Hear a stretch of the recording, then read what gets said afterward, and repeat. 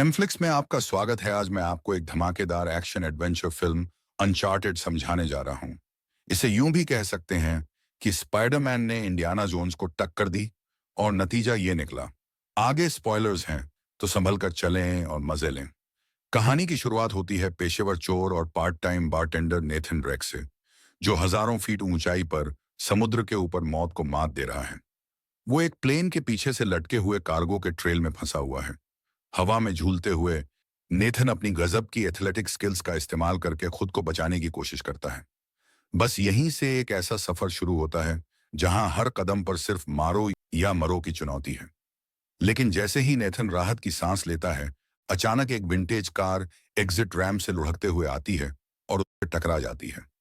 Nathan लगभग अपनी मौत के करीब पहुंच जाता है, लेकिन तभी एक हाथ अचानक उसकी तरफ बढ़ता है और उसे पकड़ लेता है।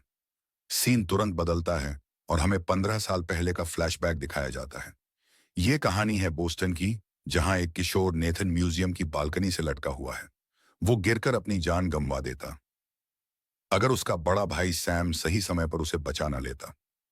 इस फ्लैशबैक में पता चलता है कि दोनों भाई बोस्टन नेशनल म्यूजियम में घुसकर फर्डिनेंड मैगलन के अभियान का असली नक्शा चुराने की कोशिश कर रहे हैं। उस दौर की कुछ कहानियों के अनुसार मैगलन का दुनिया का सफर सिर्फ एक अभियान नहीं, एक छुपे हुए सोने के खजाने को ढूंढने के लिए था। सैम कभी घर वापस नहीं लौटा, जिसका मतलब है कि खजाना अभी भी कहीं छुपा हुआ है। यह साफ है कि सैम इस नक्शे का इस्तेमाल सोने के उस विशाल खजाने को खोजने के लिए करना चाहता है। सैम चाकू को ताले में घुसाकर शेल्फ खोलने की कोशिश करता है, जहां वो प्राचीन नक्शा रखा है। तभी अचानक अलार्म बजने लगता है और दोनों भाई रंगे हाथों पकड़े जाते हैं। उन्हें तुरंत उस अनाथालय ले जाया जहां वे रहते हैं। यहीं पर खुलासा होता है कि यह तीसरी बार है जब सैम चोरी करते हुए पकड़ा गया है। अनाथालय चलाने वाली सख्त सिस्टर को अब और बर्दाश्त नहीं होता और वो फैसला करती है कि सैम को तुरंत बाहर निकाला जाए। इतना ही नहीं, सैम को अपने छोटे भाई नेथन से भी दूर रहने का हुक्म दिया जाता है। नेथन का दिल टूट जाता है, लेकिन सैम उसे एक वादा करता है, वो लौटकर जरूर आएगा। और यहीं से शुरू होती है एक नई कहानी की बुनियाद। मुझे भी चोरी करना पसंद है, नेथन मुस्कुराते हुए कहता है। कुछ देर बाद नेथन अपने डॉर्मेट्री में लौटता है, लेकिन वहां पहुंचकर देखता है कि सैम अनाथालय से भागने की तैयारी कर रहा है। सैम अपने छोटे भाई को गले लगाता है और वादा करता है कि वो एक दिन लौटकर जरूर आएगा। इसके बाद कहानी वर्तमान समय में लौटती है, जहां अब बड़ा हो चुका नेथन न्यूयॉर्क में बारटेंडर का काम करता है। नेथन एक आकर्षक और चालाक आदमी बन चुका है, जो लोगों का सामान उनकी नजरों के सामने से ऐसे चुरा लेता है कि उन्हें पता भी नहीं चलता। नेथन अपनी इस कला का शानदार नमूना पेश करता है जब वह एक अमीर लड़की को ड्रिंक सर्व कर रहा होता है। यहां से उसकी नई जिंदगी और रोमांचक कहानी की शुरुआत होती है। नेथन पहले लड़की का ध्यान भटकाने के लिए उसे लाइटर ऑफर करता है और फिर बड़ी सफाई से उसके हाथ से डायमंड का ब्रेसलेट चुरा लेता है। लेकिन यह सब वो सिर्फ मस्ती के लिए नहीं कर रहा। नेथन असल में एक पेशेवर चोर है। पास ही एक अनुभवी फॉर्च्यून हंटर विक्टर सली सुलिवन यह सब बड़ी दिलचस्पी से देख रहा होता है। वो न तो मूंछों का स्टाइल बना रहा है और न ही किसी अजीब एक्सेंट का दिखावा कर रहा है। वो बस मार्क है। सली थोड़ी देर बाद नेथन के पास आता है और उसे एक एडवेंचर पर साथ चलने का ऑफर देता है। वो कहता है, मेरे साथ चलो खजाने की तलाश में। हालांकि नेथन इस प्रस्ताव को ठुकरा देता है और सली से शालीनता से बाहर छोड़ने को कहता है। लेकिन जल्द ही नेथन को पता चलता है कि वो अजनबी उससे भी चालाक निकला। सली ने उसके बैक पॉकेट से चुराया हुआ ब्रेसलेट निकाल लिया और बदले में एक विजिटिंग कार्ड छोड़ गया।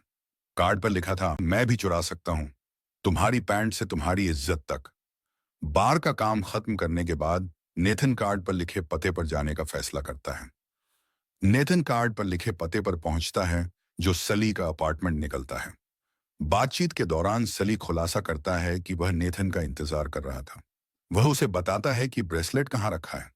नेथन तुरंत ब्रेसलेट उठाता है और वहां से जाने ही वाला होता है कि उसकी नजर एक कोने में रखे मैगलन के नक्शे की असली कॉपी पर पड़ती है। यह देखकर नेथन चौंक जाता है। इसी दौरान सली खुलासा करता है कि वह सैम के साथ काम कर चुका है और यह भी जानता है कि नेथन सैम का छोटा भाई है। इसके बाद उनकी बातचीत मैगलन की यात्रा और उसे फंड करने वाले मोनकाडास परिवार की तरफ मुड़ जाती है। सली बताता है कि यह अभिजात्य परिवार इतिहास के कई बड़े अत्याचारों में शामिल रहा है। इसके साथ ही वह यह भी जोड़ता है कि सैम ने चुराने में, जो उस खजाने का एक और सुराग हो सकती है। मैगलन के जहाज के कप्तान एडुआर्डो एल्कानो की डायरी में जहाज की यात्रा का पूरा लेखा जोखा और कई सुराग छुपे हुए हैं, जो उन्हें सोने के छुपे खजाने तक ले जा सकते हैं। आखिरकार सली नेथन से कहता है कि वह इस खजाने की तलाश में उसका साथ दे।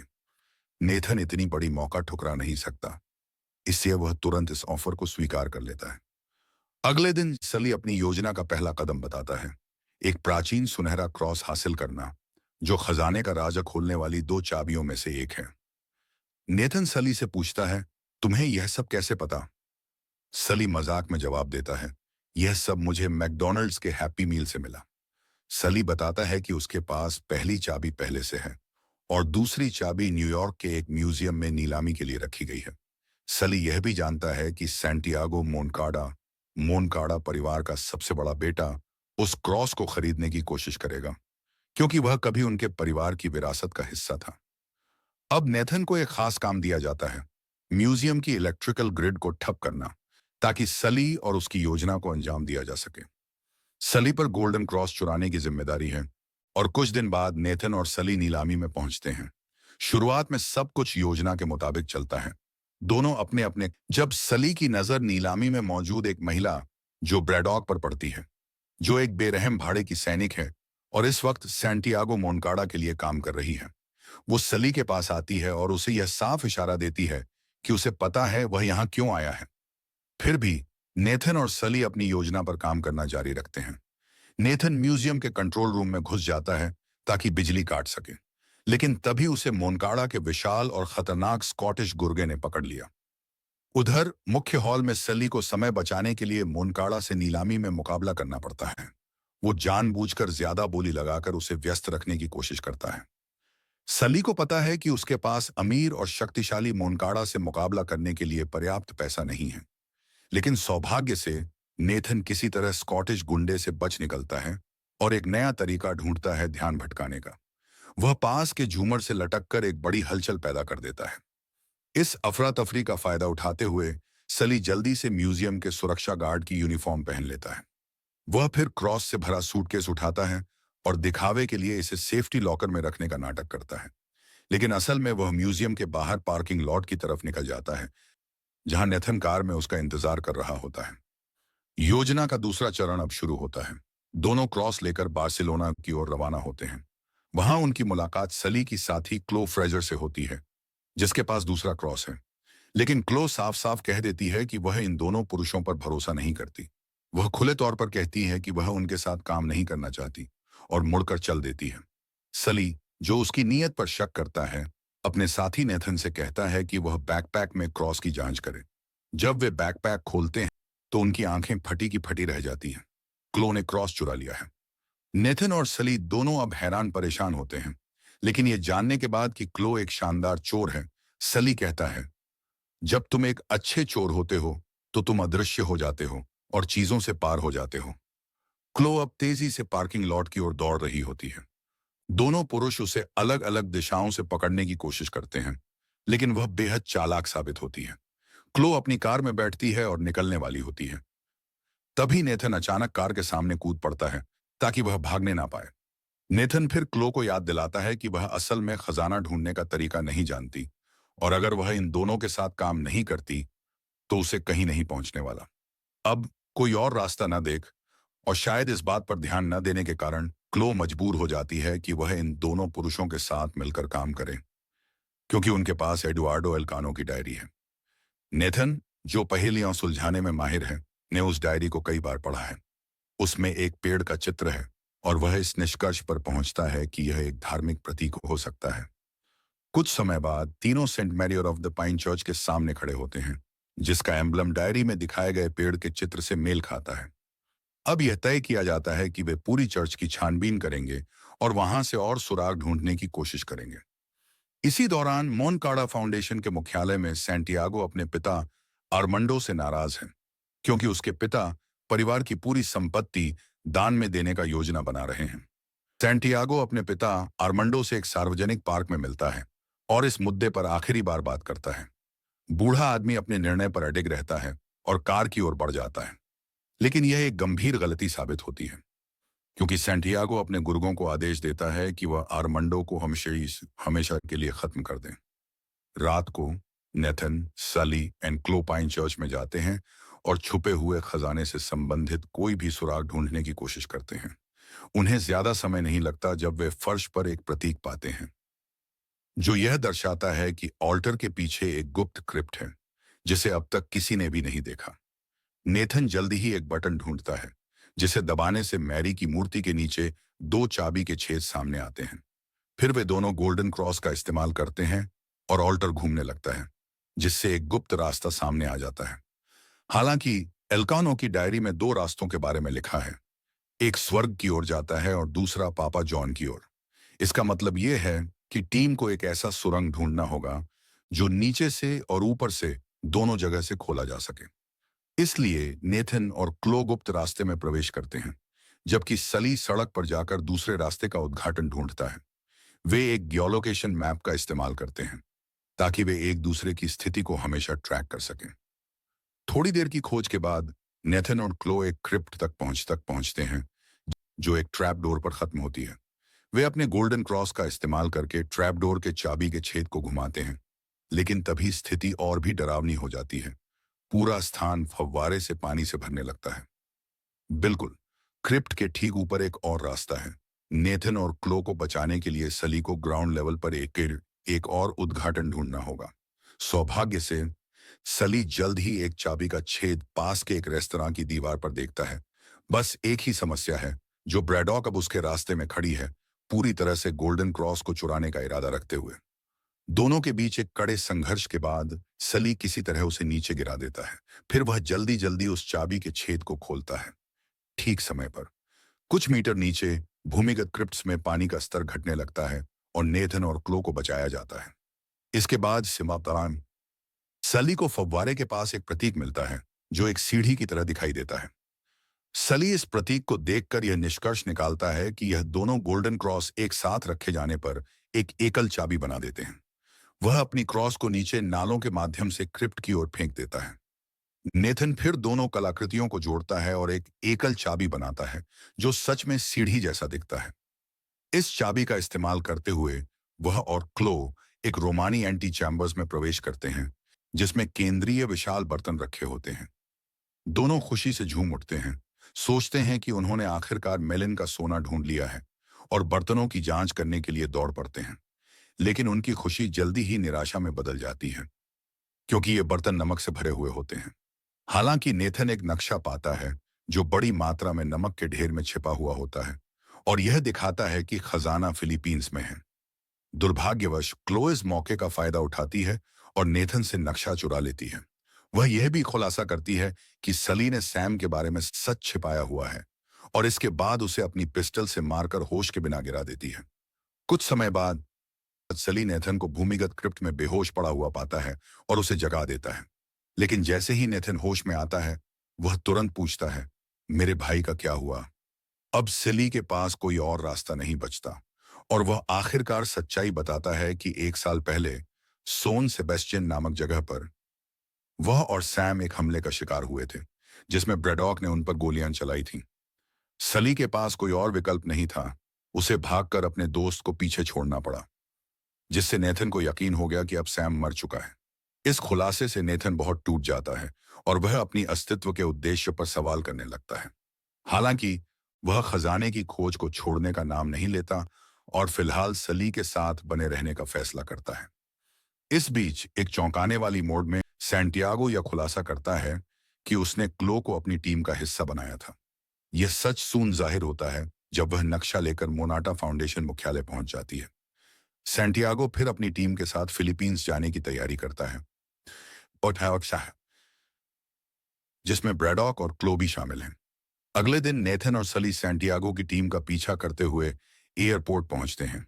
यह अरिस्टोक्रेट भारी मात्रा में सामान, लोगों और यहां तक कि अपनी पसंदीदा लाल मर्सिडीज को फिलीपींस ले जाने की योजना बना रहा है। ये दोनों एक मौका देखते हैं और कार की ट्रंक में चुपके से घुस जाते हैं। तुम इतने छोटे हो, तुम वहां आराम से फिट हो जाओगे, थोड़ा सा जगह बना लो। कुछ समय बाद विमान बार्सिलोना से उड़ान भरता है और मोनाटा अपनी टीम को एक भाषण देने के लिए एकत्र करता है। वह बताता है कि उसे लगता है कि मेलिन की टीम ने उसके परिवार को धोखा दिया था। वह अपनी पीठ थपथपाते हुए अपने ही ट्रम्प को बजा रहा होता है। तभी ब्रैडॉक अचानक से उसकी गला रेत देती है, जिससे वह तुरंत मारा जाता है। यह खुलासा होता है कि वह और बाकी सभी गुंडे महीनों से इस धोखाधड़ी की योजना बना रहे थे।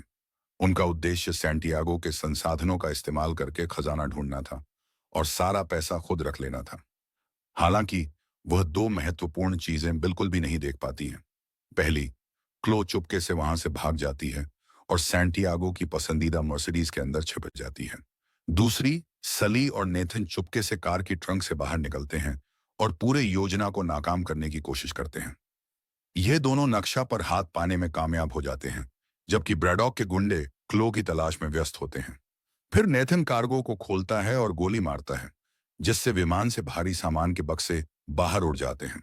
ब्रैड की योजना को नाकाम करने में सफल होने के बाद सली पैराशूट से सुरक्षित रूप से बाहर कूदने में कामयाब होता है, जबकि नेथन विमान के पीछे लटके हुए कार्गो में फंस जाता है। अब फिल्म पहले वाले दृश्य की ओर लौटती है, जब नेथन मुश्किल से सुरक्षा तक पहुंचता है। वह राहत की सांस लेता है। तभी अचानक लाल मर्सिडीज ठीक उसके सामने रोल होती है। कार, नेथन और क्लो अब समुद्र की ओर तेजी से गिर रहे होते हैं। भाग्यवश नेथन और क्लो अपने आपसी भेद को एक तरफ रखकर एकजुट हो जाते हैं। वे कार्गो बॉक्स को पकड़ते हैं और पैराशूट खोलते हैं, जिससे उनका गिरना धीमा हो जाता है। इसके बाद वे समुद्र में लैंड करते हैं और कुछ समय बाद एक नजदीकी फिलीपींस के द्वीप तक तैरते हुए पहुंच जाते हैं। उस रात दोनों रिजॉर्ट में एक कमरा बुक करते हैं और नक्शे को फिर से ध्यान से देखने की कोशिश करते हैं। वे कई घंटों तक इस पर काम करते हैं, लेकिन सफलता नहीं मिलती। लेकिन नेथन और क्लो खजाने का सही स्थान नहीं ढूंढ पाते। थकी हुई क्लो फिर उस रात सोने चली जाती है। अब अकेले में नेथन एक नया रणनीति अपनाता है। वह सैम के एक पोस्ट कार्ड को उठाता है और उस पर आग लगाता है। अचानक उसे उस पर एक गुप्त संदेश दिखाई देता है, जो कहता है कि चाबियां को कंपास की तरह इस्तेमाल किया जाना चाहिए। फिर नेथन दोनों सोने की क्रॉस का इस्तेमाल करता है और पाता है कि उनका उत्तर दिशा वह सटीक स्थान दिखाती है जहां खजाना छिपा हुआ है। वह सोचता है, अच्छा होता अगर वह कभी कुछ ऐसा करता जो काम न करता, ताकि कोई भी उसका पीछा करने से पहले सोचे।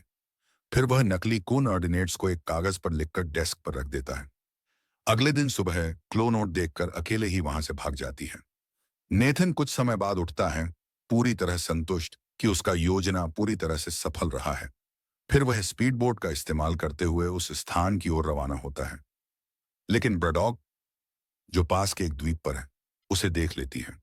कुछ समय बाद नेथन एक गुफा में पहुंचता है, जो एक विशाल चट्टान के नीचे स्थित है, जहां दो प्राचीन स्पेनिश जहाज फंसे हुए हैं। वह अपनी खोजों की महिमा में डूबा हुआ होता है, जब अचानक सुली भी वहां पहुंच जाते हैं। अच्छा, तुम्हें भी मिल गया, वो कहते हैं। असल में सुली ने नेथन को ढूंढने के लिए वह जियोलोकेशन ट्रैकर इस्तेमाल किया था, जो उन्होंने कुछ दिन पहले खोला था। फिर दोनों जहाज के अंदर जाते हैं और लकड़ी के बॉक्स में रखा हुआ ढेर सारा सोना पाते हैं। दुर्भाग्यवश उनकी खुशी ज्यादा देर तक नहीं रहती, क्योंकि ब्रडॉक और उसके गुंडे भी वहां पहुंच जाते हैं। नेथन और सुली खजाने में व्यस्त होते हैं जब अचानक ब्रडॉक ने कड़े कदम उठाने का निर्णय लिया। वह दोनों जहाजों को गुफा से बाहर उठाने के लिए दो हेलीकॉप्टर मंगवाती है, क्योंकि इन जहाजों का मूल्य बिलियनों में है। अब कोई और विकल्प न देख सुली एक हेलीकॉप्टर में चढ़ता है और ब्रडॉक के गुंडों को नॉकआउट करता है। लो, ये तुम्हारे लिए, वह कहता है। फिर ब्रडॉक उसे देख लेती है और अपने आदमियों को हमला करने का आदेश देती है। इससे नेथन को जहाज पर लड़ाई करनी पड़ती है, जबकि सुली उस वेसल को विशाल चट्टानों से बचाने की कोशिश करता है। दोनों अब एक हारती हुई लड़ाई लड़ रहे हैं, क्योंकि ब्रडॉक के आदमी संख्या में बहुत अधिक हैं। फिर भी एक रास्ता होता है जो शायद उनकी मदद कर सकता है। सुली दुश्मन के हेलीकॉप्टर को चट्टान पर लाकर उसे गिरने के लिए मजबूर कर देता है, जिससे दूसरी जहाज टूटकर टुकड़ों में बिखर जाता है। इस दुर्भाग्यपूर्ण घटना में आधा खजाना खो जाने के बाद ब्रडॉक ने नेथन को मारने का निश्चय किया और उसे अपनी झाती हाथों से खत्म करने की कोशिश करती है। नेथन, जो खतरों को पहचानने में माहिर है, जल्द ही खतरे का अंदाजा लगाता है और जहाज से हेलीकॉप्टर की तरफ चढ़ने की कोशिश करता है। लेकिन ब्रडॉक ने उसके पैरों को पकड़ लिया, ठीक उससे पहले जब नेथन हेलीकॉप्टर के केबिन तक पहुंचने वाला था। सुली, जो यह सब देख रहा था, अब एक कठिन फैसले में फंसा हुआ था। क्या वह नेथन को बचाए या वह अपना खजाना लेकर भाग जाए, जिसे उसने पहले चुपके से निकाल लिया था। आखिरकार उसने खजाने का बैग ब्रडॉक की तरफ फेंक दिया, जिससे वह समुद्र में गिर गई। सुली फिर नेथन को खींचकर बाहर खींचता है और तभी दूसरी जहाज ब्रडॉक पर गिर जाती है, जिससे वह क्रश हो जाती है। फिलीपींस के कोस्ट गार्ड ने मलबे की ओर आते हुए नेथन और सुली हेलीकॉप्टर में उड़ान भरते हैं। नेथन फिर यह खुलासा करता है कि उसने कुछ सोने की सलाखें और गहनों को अपनी जेब में बचा कर रखा था।